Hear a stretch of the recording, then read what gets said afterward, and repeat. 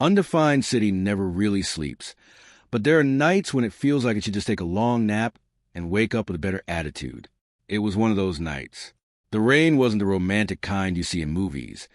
It was a cold, sideways kind that soaks through your shoes and makes you question your life choices. I was sitting in the corner booth of an old diner on the edge of town, the kind of place that smells like bacon grease and coffee that has been sitting on the burner since yesterday morning.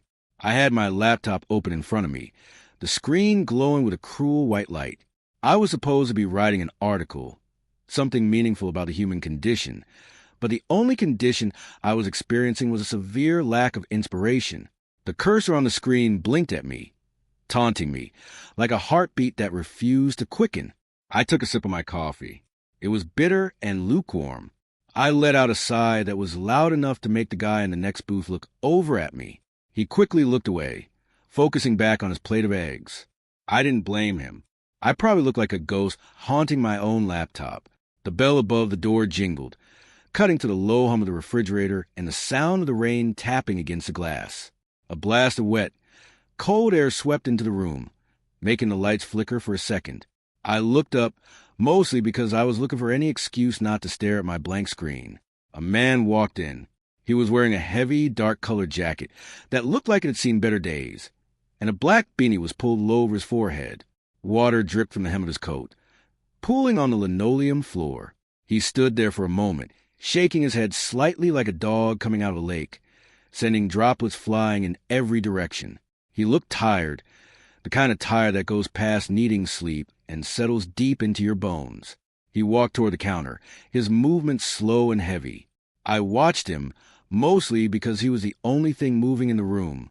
As he pulled off his beaten and ran a hand through his wet hair, my brain finally clicked into place. I recognized the face. It was a face I had seen on giant posters in subway stations and on movie screens for decades. It was Keanu Reeves, but he didn't look like a movie star right then. He didn't have an entourage. He didn't have a camera following him. He just looked like a guy who wanted to get out of the rain.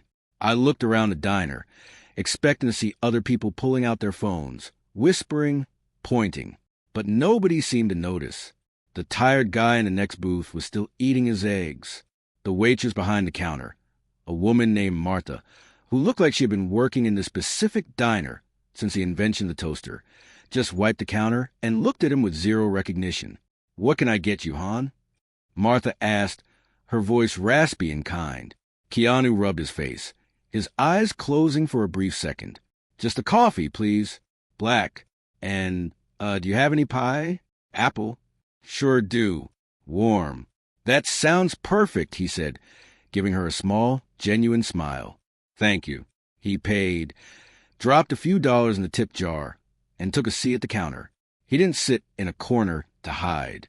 He just sat right there, shoulders hunched, staring at the silver napkin dispenser in front of him. I watched him, fascinated. It's strange seeing someone you feel like you know from movies just sitting in the real world. In movies, everything is lit perfectly and the dialogue is scripted. Here, the lighting was buzzing fluorescent, and the only dialogue was a clatter of dishes and the murmur of the radio playing a soft rock station from the 90s. I tried to go back to my writing, but I couldn't focus. I kept glancing over at him. He was eating his pie with a level of concentration that suggested it was the best thing he had tasted in months, or maybe he was just enjoying the quiet. Every time the door opened, he would glance back, checking to see who was coming in, not out of fear, but just out of habit. It was a very human thing to do, a little defensive tick. Then my computer decided to make my night even worse. The screen went black, just like that. No warning, no shutting down sequence. Just black. I frantically pressed the power button. Nothing. I tapped the keys. Nothing.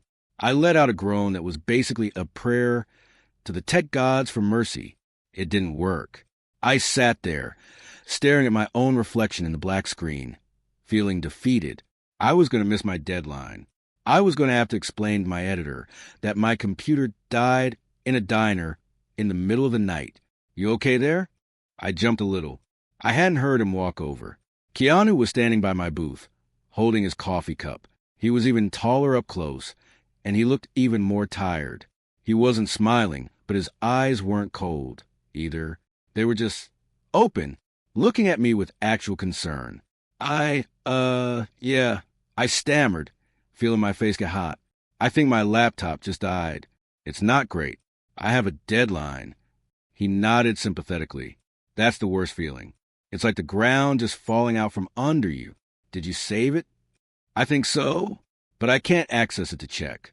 And the battery is dead, so I can't even plug it in to see if it turns on. It's just a brick now. He took a sip of his coffee. Tech is great until it isn't. Sometimes I wish we just carved things into stone again. At least then you know where you stand with a rock. I laughed, a short, nervous sound. Yeah, exactly. Though my handwriting is terrible, so maybe stone isn't the best idea for me. He smiled at that, a little crinkle forming around his eyes. Mine too. Doctors have worse handwriting than me, but not by much. Listen, he said, shifting his weight. I don't want to bother you, but you look like you're carrying the weight of the world on that laptop. Just trying to write something good. I admitted it's harder than it looks. Everything is harder than it looks, he said. Riding a motorcycle looks cool until you hit a pothole. Acting looks easy until you have to cry on command in front of 50 people and a camera. Writing looks easy until the cursor starts blinking at you. He gestured to the empty side of my booth. Do you mind if I sit? I don't want to sit at the counter anymore. The light is buzzing too loud. Sure. Yeah, please, I said, sliding my dead laptop to the side to make room. He sat down across from me. It felt surreal. Here I was, in a grungy diner, having a conversation with Keanu Reeves like we were old friends catching up. He didn't act like a celebrity. He didn't act like he was doing me a favor by talking to me. He just acted like a guy who needed a break from a buzzing light. So, what are you writing? He asked. If you don't mind me asking. Or is it a secret? It's an article about... Honestly, I'm not sure anymore. I said it was supposed to be about finding peace in the city. But right now, it's mostly just me complaining about the rain and my computer. Peace in the city? He repeated, looking out the window at the downpour. That's a tough one. The city wants to eat you alive. It's loud and it's fast. You have to carve out your own quiet. You can't wait for it to come to you. How do you do it? I asked. You must deal with a lot of noise. People watching you, cameras, all of that. He took a slow breath, looking down at his coffee cup. You learn to tune it out. It's like, when you're on a crowded train and everyone is talking and the train is screeching, but you're listening to a song in your headphones? You had to find that song in your head, even without the headphones. And he paused, looking me in the eye. You have to be kind, even when you don't want to be. Kindness is the only thing that keeps the noise from turning into chaos. Kindness seems rare sometimes, I said. It is, he agreed. That's why it's powerful. It's easy to be angry. It's easy to be cynical, especially when your computer dies and it's raining. But if you can find a way to be kind anyway, you win. You win the day. We sat there for a while, just talking. We didn't talk about movies. We talked about the best burger joints in the city and how weird it is that pigeons know exactly when you have food. He told me a story about once riding his bike up the coast and just sleeping on the beach because he was too tired to set up a tent. He laughed as he described waking up with sand in his ears. He had a way of talking that made you feel like you were the only person in the room. It was strange, but as we talked, the panic about my deadline started to fade. The rain outside didn't seem so miserable anymore. It just seemed like water falling from the sky. The diner didn't seem grungy. It seemed cozy.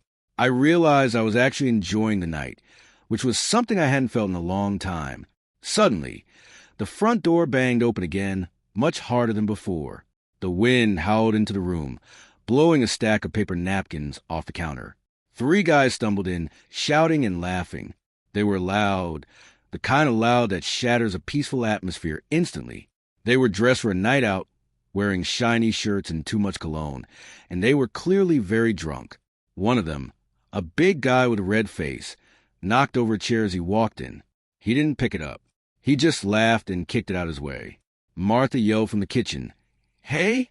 Watch the furniture. The guy ignored her.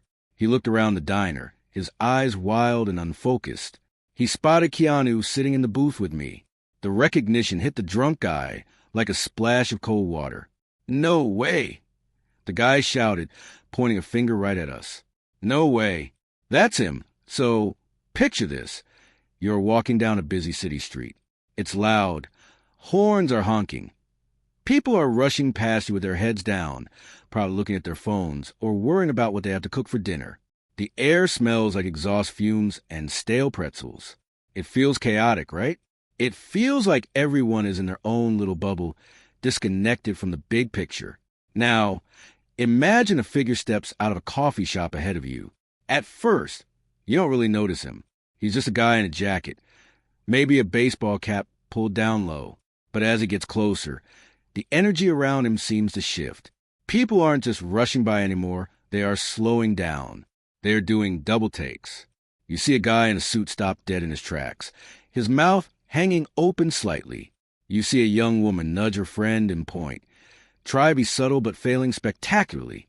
It is Keanu Reeves, but not just a movie star version you see on a poster. He doesn't have an entourage. He doesn't have bodyguards shoving people out of the way. He is holding a small coffee cup, looking around with a kind of quiet curiosity. When someone makes eye contact with him, he doesn't look away or put on sunglasses. He smiles. It's that genuine, lopsided smile that makes you feel like he's actually happy to see you, even though he has no idea who you are. This is where the real magic happens, because this isn't just about a celebrity sighting. It's about what happens when kindness meets chaos. We live in a world that often feels cold and impersonal. We're used to hearing stories about actors being divas or demanding ridiculous things just to get a cup of coffee. But the stories we hear about this man, they are the complete opposite. They are the kinds of stories that restore your faith in humanity. Let's zoom in on a moment from a few years ago. There's a video floating around the internet. It's grainy, shot on a shaky phone camera. But if you watch it, you can't help but feel good. It shows him on a subway in New York City. He isn't sitting in a first-class cabin or a private limo. He is just sitting there on a plastic bench, surrounded by everyday people. Most celebrities would be terrified of this. They would be hiding their faces, terrified of being recognized or bothered. But not him. In the video, you can see a woman struggling with a heavy suitcase. It's rush hour. The train is jerky, and she's clearly having a hard time keeping her balance. Without a second of hesitation, he stands up. He doesn't make a big show of it. He doesn't wait for someone to clap.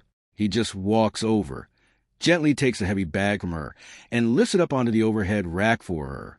Then he sits back down and goes back to reading his book or looking out the window, like it was the most normal thing in the world. The woman looks shocked, maybe a little starstruck, but he treats it like it's just what you do. You help people. That's the lesson here. It doesn't matter if you're the biggest action star on the planet or a regular person riding the train. If you see someone struggling, you lend a hand. It is such a simple concept, yet seeing it play out in real life, without any cameras rolling for a movie set, hits you hard. It reminds us that we are all in this together. But it isn't just about big gestures on subways. It is often about the small, quiet moments that nobody sees. Think about the sheer amount of pressure this guy is under. Imagine making movies that cost hundreds of millions of dollars. Imagine having every mistake you make filmed and scrutinized by the entire world. That would break most people. That would make you bitter or defensive or closed off. Yet, when you hear stories from people who work on his sets, the cameramen, the lighting crew, the people who are usually invisible to the stars, they talk about him differently. They talk about how he remembers their names. They talk about how he sits with them at lunch instead of hiding in a luxury trailer. There's a story about a whole construction crew working on his house. Instead of just treating them like hired help, he bought them all Christmas gifts. Not generic gift cards, but actual, thoughtful gifts. He took the time to find out what they liked. Why does this matter so much to us? Why do we love hearing these stories so much? I think it's because he represents the best version of what a human being can be. He shows us that you don't have to be loud to be strong. You don't have to be arrogant to be successful. He has every reason to be arrogant. He could walk around acting like he owns a place. And honestly, people would probably still pay to see his movies. But he chooses the opposite path. He chooses humility. It's fascinating because he plays these tough, stoic characters on screen. He's a guy saving the world, jumping out of buildings, fighting bad guys. But in real life, his strength seems to come from his softness. It's a paradox that is incredibly compelling. We are used to thinking that strength means pushing people away or being tough or not showing emotion. But here is a man who is arguably one of the toughest guys in cinema history, yet he is defined by his empathy. Let's talk about how he treats fame. It's like he knows it's a strange game, and he just refuses to play by the usual rules. You know those fancy Hollywood parties where everyone dresses up and pretends to be best friends? You usually see him standing off to the side, maybe eating a sandwich, looking a little bit uncomfortable. He doesn't seem to crave the spotlight. He enjoys the work, the acting, the stunts, the storytelling, but he seems indifferent to the fame that comes with it. There's a famous moment where he was eating a sandwich alone on a park bench, just a regular guy on a lunch break. Someone took a photo of it, and it went viral, not because he was doing anything crazy, but just because it looked so human. It wasn't a photo op. It was just a dude enjoying a pastrami sandwich. The internet went crazy for it because it was real. In a world of curated Instagram feeds and PR-managed appearances, seeing someone just existing, just being a person, is rare. And think about his sense of humor. Have you ever seen him in an interview? He is so self-deprecating. He makes fun of himself. He laughs at his own mistakes. He doesn't take himself too seriously. There's a video of him talking about, "Whoa," his famous line from The Matrix. Instead of acting like it was a brilliant piece of acting, he laughs about it. He pokes fun at the fact that people say it to him everywhere he goes. He is in on the joke. He knows how ridiculous life can be, and he embraces it. This connects to something deeper, something we all feel but maybe don't talk about enough. Life is hard, for everyone, even for people who seem to have it all. Keanu has faced tragedy in his life that would destroy most people. He has lost people he loved. He has gone through heartbreak that we can only imagine, but he doesn't wear that pain like a badge of honor, and he doesn't hide it away in a dark room either. He seems to have accepted that life is a mix of joy and sorrow, and that the best thing you can do is keep moving forward with a good heart. When you look at him, you get the sense that he understands suffering. Maybe that is why he is so kind. Maybe that is why he takes the time to talk to a fan on the street for 10 minutes, when other celebrities would just wave and keep walking. He knows that everyone you meet is fighting a hard battle. He knows that a kind word or a patient moment can change someone's day. It is this quality that makes him not just a celebrity, but a role model in the truest sense of the word. We don't want to be him because he has money or fancy cars. We want to be him because he seems to have figured out the secret to happiness. It's not about what you have. It's about who you are. It's about how you treat the person serving you coffee. It's about how you handle a difficult situation. It's about staying grounded, even when the world tries to lift you up into the stratosphere. There is a story about him giving up his seat on a plane, not a private jet, but a regular commercial flight. The flight was overbooked, or maybe there was a mix-up, and a mother needed to sit next to her young child. He didn't make a fuss. He didn't ask for compensation. He just got up and gave her a seat. Then he stood for the rest of the flight, or sat in a crew jump seat, just reading a book. Think about that. A guy who can buy the plane gave up his seat to make a mother and child comfortable. That is class. That is the kind of class you can't buy. It makes you ask yourself, would I do that? It's easy to say yes, sitting here on the couch. But when you're tired and cranky and just want to get home, would you have the patience to be that kind? He sets a bar that seems impossibly high. But the beautiful thing is, he makes it look easy. He makes it look like being a decent human being isn't a struggle. It's just a choice you make every single day. And that is the key. It's a choice. We aren't all going to be movie stars. We aren't all going to have millions of dollars. But we all have the same choice. We can choose to be kind. We can choose to be patient. We can choose to look up from our phones and see the people around us. We can choose to help someone with a heavy suitcase. We can choose to give up our seat. Watching him move through the world is like watching a masterclass in humanity. It's not about grand speeches or charity galas. It's about the small stuff. It's about the handshake. It's about the thank you. It's about looking someone in the eye and letting them know they matter. So, the next time you're walking down that busy street, feeling overwhelmed by the noise and rush, Think about that figure in the jacket. Think about how easy it is to get caught up in your own problems. But then, think about how simple it is to break out of that bubble. All it takes is a smile. All it takes is a moment of kindness. You don't need to be famous to make a difference. You just need to care. And if a guy who fights bad guys on the big screen can take the time to be kind to a stranger on a subway, then surely the rest of us can find a little bit of that grace in our own lives, too. We can all be a little more like him, not in the movies, but in the real world where actually undefined afternoon sun was starting to dip lower in the sky, casting long shadows across the pavement where I was standing. My heart was beating a little faster than usual, not because of running late or anything stressful, but because of who I was about to meet. You see, plans like this don't happen every day. It felt strange, almost like a scene from a movie, but this was real life. I checked my watch again, then looked down the street. There was no sign of him yet, but I didn't mind waiting. The air was cool, and it gave me a moment to just breathe and think about how unpredictable life can be.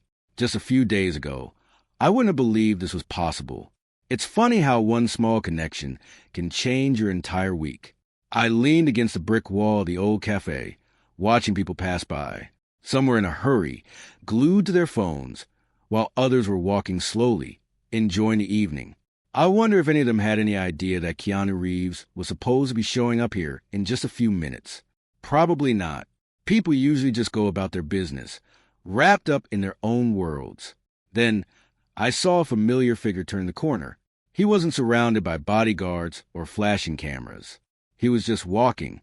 He had on a simple jacket, worn-out boots, and that same easygoing stride you see in interviews. It was genuinely refreshing to see someone so famous looking so normal. He spotted me near the entrance and raised a hand in a small wave. There was no arrogance, no "I am a star" attitude. He just looked like a guy meeting a friend. "Hey," he said as he got closer, his voice calm and low. "Sorry if I kept you waiting. Traffic was a bit messier than I thought." "No worries at all," I replied, trying to sound casual even though I was still internally processing that I was actually talking to him. "I just got here myself." He smiled, that genuine, warm smile that makes you feel instantly at ease. "Good. Shall we grab a coffee? I know a place around the corner that makes a decent brew. It's quiet there." We started walking side by side. For a second, I expected people to stop and stare, to swarm us for autographs, but surprisingly, we made it a few blocks without much fuss. Maybe it was the way he carried himself. Head down, shoulders relaxed, or maybe people in this part of the city just respected people's space. I liked that. It felt like we were just two human beings taking a walk. So he started, shoving his hands into his pockets. "How has your week been treating you? You seemed a little stressed on the phone the other day." I was touched that he even remembered. "Yeah, it's been a bit of a roller coaster. Work is piling up, and sometimes it just feels like there aren't enough hours in the day, you know? I think I forgot how to take a break." Keanu nodded slowly. "I get that. The world moves so fast now. Everything is instant. We want our food fast, our messages fast, our answers fast. But I don't think our brains are built for that speed all the time. Sometimes you just have to hit the brakes and look out the window for a while." That stuck with me. Hit the brakes and look out the window. It sounded simple, but coming from someone who has been in the high-speed entertainment industry for decades, it meant something more. It wasn't just advice. It was something he lived by. We reached the small coffee shop. It was one of those places with mismatched chairs and the smell of roasted beans hanging heavy in the air. We ordered at the counter. He insisted on paying, despite my protests, and found a small wooden table in the back corner. "So, what do you do when you need to hit the brakes?" I asked him, taking a sip of the hot coffee. "When it all gets too loud?" He thought for a moment, staring into his cup. "I ride. If I'm on my motorcycle, I can't think about anything else. You have to focus on the road, the turn, the speed, the other cars. It forces you to be present. Or I just come to places like this. Sit, watch people. Remind myself that everyone here has a story just as complicated and important as my own. It puts things in perspective. It was easy to forget that celebrities have the same struggles we do. We see the glamour and the red carpets, but we don't see the quiet moments of doubt or the need for peace. Sitting there, listening to him talk about the importance of being present, I realized that we aren't so different after all.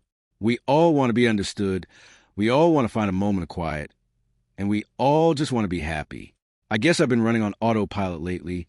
I admit it, just doing the next thing and the next thing, without really enjoying any of it. He leaned forward, resting his elbows on the table. It's easy to do that. Life throws a lot at you. But the good stuff usually happens when you stop trying to force everything. You can't control the waves, but you can learn to surf. That's an old saying, but it's true. You just have to keep your balance. We talked for over an hour. We talked about everything and nothing. We talked about old music, books we both read, and the weirdness of growing older in a world that obsesses over youth. He laughed a lot, a deep, rumbling laugh. He didn't talk about his new movies or Hollywood gossip, unless I asked, and even then he was humble and quick to change the subject back to something more real. At one point, a young guy walked by our table.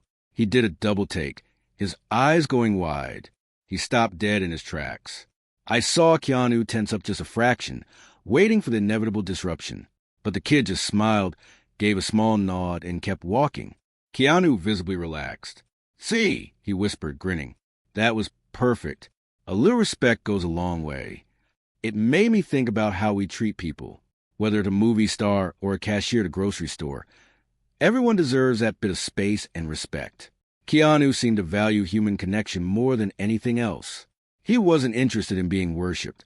He was interested in connecting. As the sun started to set completely, the streetlights outside flickered on, casting a warm orange glow through the cafe window. It was getting late, and I knew he probably had other places to be. "I should let you get going," I said, feeling a bit sad that the conversation was ending. "Thank you for the coffee and the advice. I really needed to hear this today." He stood up, grabbing his helmet, which he had placed on the empty chair next to him. "Don't mention it. Honestly, it was nice to just sit and talk. It's good to be reminded that we're all in this together." We walked outside into the cool evening air. The street was busier now, people heading home for the day. He unlocked his motorcycle from the rack nearby. It was a beautiful machine, sleek and dark, just like the ones you see in his movies. "Take care of yourself," he said, pulling on his gloves. "Remember to look out the window every now and then." "I will, I promised." "You too, Keanu. Drive safe." "Always." He kicked the engine to life. It roared for a second before settling into a steady rumble.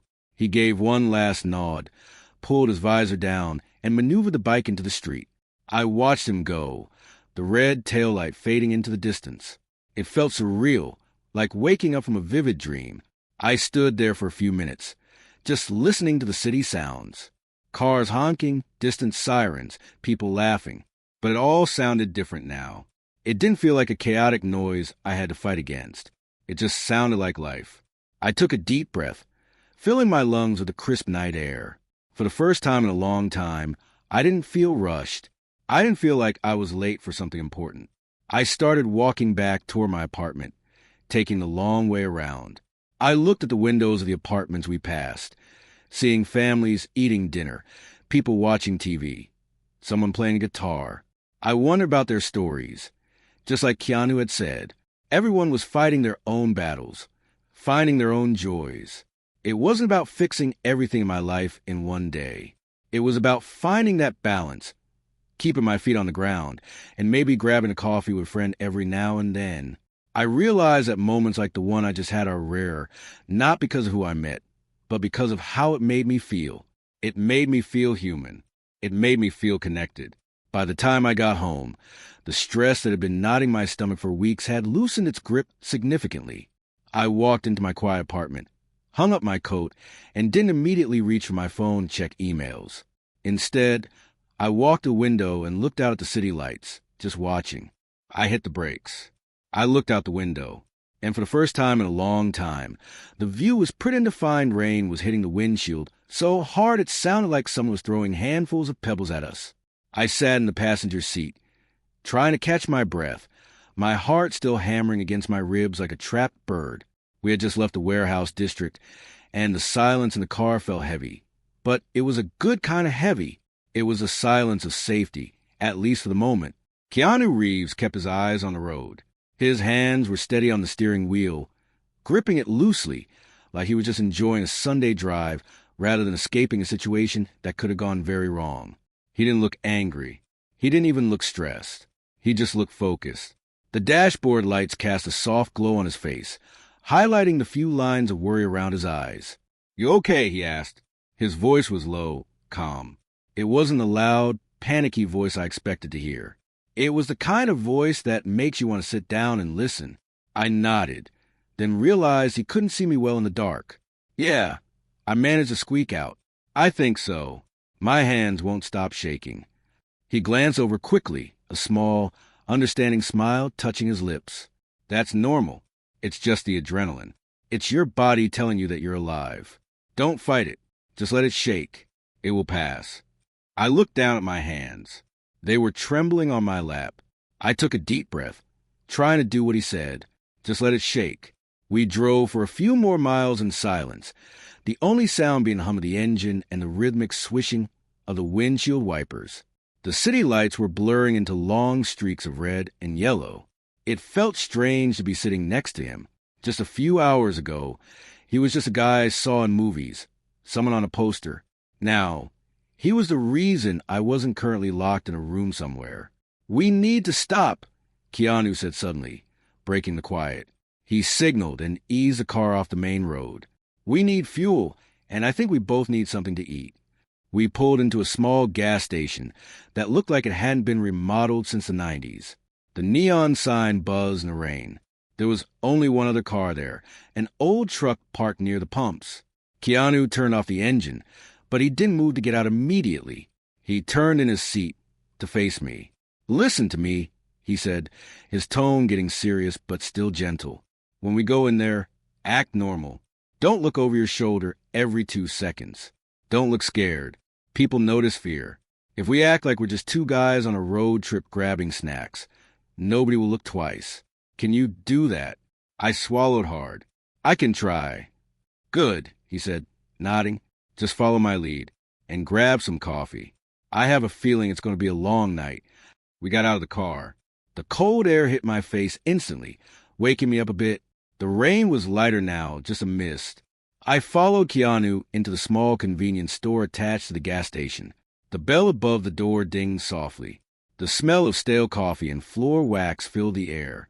There was an older man behind the counter, reading a newspaper. He didn't even look up when we walked in. Keanu walked with that specific stride he has, relaxed but aware of everything around him. He didn't rush. He went straight to the coffee machine, pouring 2 cups with practiced ease. "Black, or do you need sugar?" he asked me. "Black is fine," I said. He handed me a cup. The warmth felt good in my cold hands. We walked down the aisle with the chips and candy bars. Keanu grabbed a couple protein bars and a bottle of water. He moved with a calmness that I envied. I was still trying to stop my knees from wobbling. As we stood in line to pay, I looked at the magazines on the rack. There was one with him on the cover, looking intense in a suit for a new movie. It felt surreal. Here I was, standing next to the guy on the magazine, buying coffee at 2 a.m. in the middle of nowhere, running from trouble. The cashier finally looked up. He squinted at Keanu, then looked at the magazine, then back at Keanu. "You look like that guy," the old man said, pointing a wrinkled finger at the rack. "The action star." Keanu chuckled. It was a real, human sound. "I get that a lot," he said. He didn't deny it, but he didn't make a big deal out of it either. He just paid for the snacks with a crumpled $20 bill, told the man to keep the change, and nodded for me to follow him out. Back in the car, the air felt a little less heavy. Keanu handed me a protein bar. "Eat. You need the energy." I tore the wrapper open. "Do you deal with this kind of stuff all the time?" I asked him before taking a bite. "Running from bad guys, hiding in gas stations?" He took a sip of his coffee and looked out into the darkness. "Not really," he said. "My life is usually pretty boring. I ride motorcycles, read scripts, play with my dog. But sometimes," he paused, turning to look at me, "sometimes you find yourself in a situation where you can't just walk away. When that happens, you have to step up. You did good back there." You didn't panic when it mattered. I almost did, I admitted. Almost doesn't count, he said with a grin. You kept your head. That's what matters. We sat there for a moment, just eating and drinking.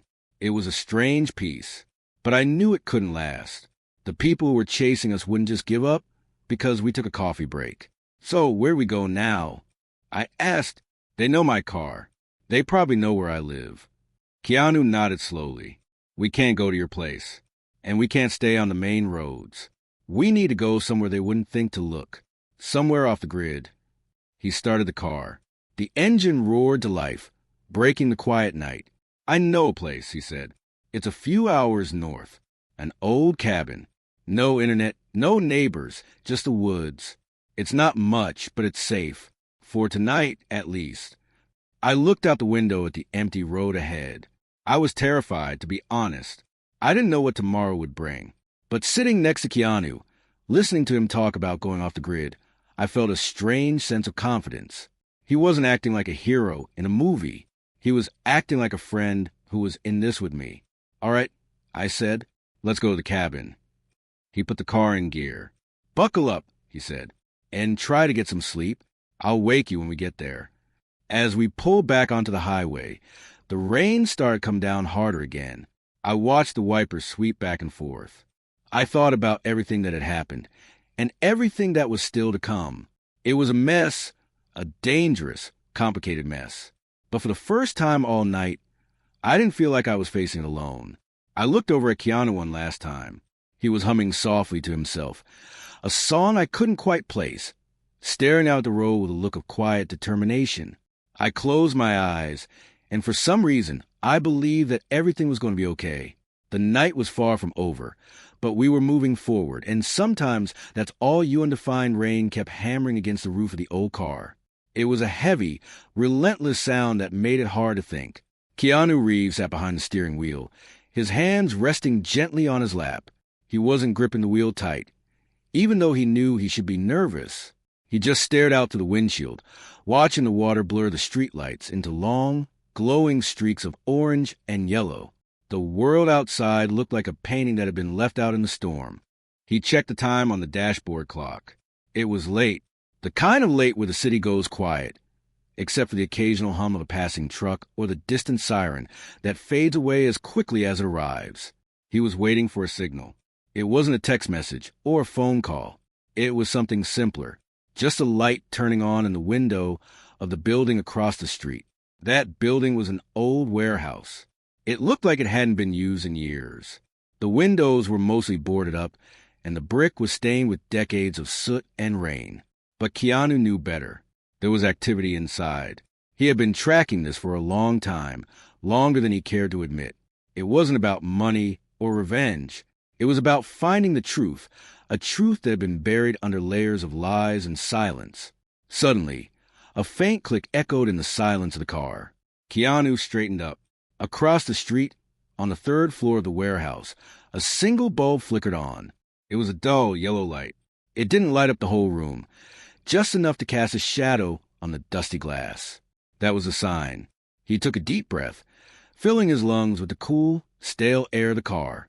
He stepped out, pulling his coat tighter around him to keep the rain out. The cold hit his face immediately, waking him up. He walked across the street, staying in the shadows as much as possible. His boots splashed in the puddles, but he moved smoothly, trying to make as little noise as he could. The side door of the warehouse was rusted. Keanu didn't try to force it. He simply knocked.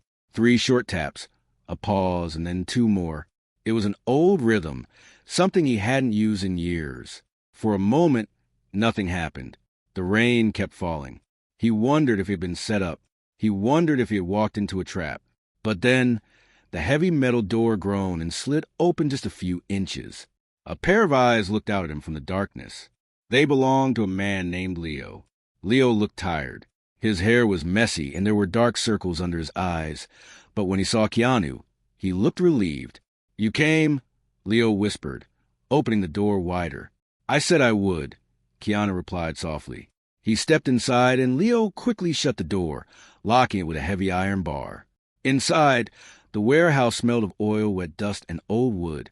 It was huge, filled with towering shelves and stacked crates that created a maze of shadows. It was easy to get lost in a place like this. Easy to disappear. "They are in the back room," Leo said, his voice shaking a little. "I didn't think they would bring the main guy here tonight. I thought it was just going to be a drop-off." Keanu nodded slowly. He didn't seem surprised.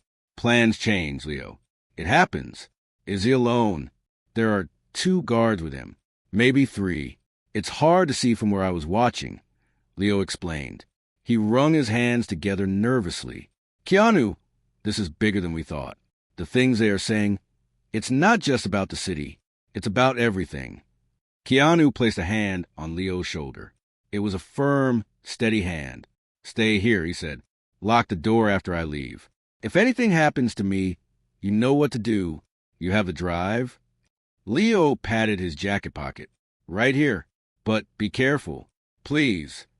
"I always am," Keanu said, offering a small, reassuring smile. It wasn't a happy smile, just a calm one. The kind of smile that says everything is going to be okay, even when it isn't. Keanu turned and walked deeper into the warehouse. He moved quietly, stepping over cables and dodging hanging chains. He didn't use a flashlight. He let his eyes adjust to the dark. The only light came from that single bulb in the back room, leaking out through the cracks around the door. As he got closer, he could hear voices. Low, rumbling murmurs. He couldn't make out the words, but he could recognize the tone. It was the tone of men who thought they owned the world. Men who didn't think anyone could touch them. He found a hiding spot behind a large stack of wooden pallets. He crouched down, peering through a gap in the wood. The back room was mostly empty, except for a table and 3 chairs. The light hung directly over the table. There were 3 men sitting there. Keanu focused on the man in the middle. He was older, wearing a suit that probably cost more than most people's cars. He was talking with his hands, waving a cigar around. This was the boss, the man who had caused so much trouble for so many people.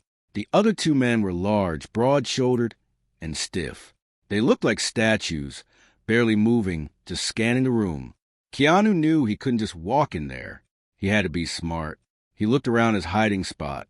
There were some loose bricks on the ground and a metal pipe leaning against the wall. He picked up the pipe. It was cold and heavy. It wasn't his favorite tool, but it would work. He needed a distraction. He needed the guards to look away. He looked up and saw a heavy chain hanging from a pulley system near the ceiling. If he could hit it just right, it would make a loud noise. He took the pipe in his right hand. He aimed carefully. He didn't have much room to swing. But he didn't need a home run. He just needed enough force. With a quick flick of his wrist, he threw the pipe. It flew through the air and clattered against a metal chain high above. Bang! The sound echoed through the warehouse, loud and metallic. The 2 guards stood up immediately, their hands going to their belts. "What was that?" One of them shouted, looking toward the sound. "Go check it out," the boss said, waving his hand dismissively. "It's probably just a rat or the wind.